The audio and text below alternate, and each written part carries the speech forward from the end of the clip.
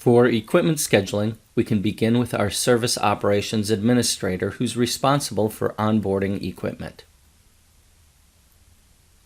Here we can see the equipment that has been defined. We have bucket trucks and testing equipment. For bucket trucks, we can see the category as well as the individual instances of bucket trucks that have been created called resources. Note that these resources can even be further defined as individual assets.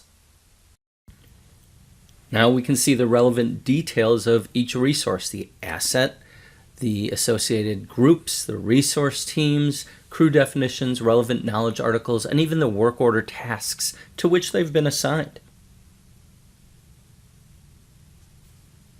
Looking at a work order task, we can see they have resource requirements for both a bucket truck and an HVAC technician. So let's start looking at things from the dispatcher's perspective.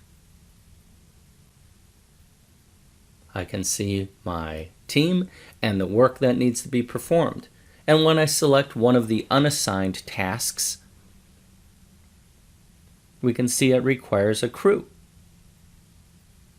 And I can select the Create Crew option. Note this opens the newly created crew defaulted to match the name of the task, and I can select Show Recommendations to view qualified candidate resources that are available for the time slot. When I select a leader, in this case Ray Williams, and save the record, the new crew task is placed on Ray's schedule. And the new crew even appears at the bottom of the Gantt view. When we move to the Equipment tab on the crew, we can see that we have an unmet need. I can select truck ending in 002 and update the task, which also maps the task to the bucket truck. Lest we forget our assigned technician, Ray is our crew leader. Ray reviews his assignment and sees the bucket truck is available for him for this job.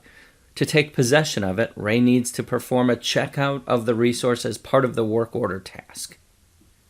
Now, Ray can complete the task, he can document the debrief and close it out, or report any equipment breakdown issues. However, once the debrief is complete, he can check the equipment back in and close out the work order.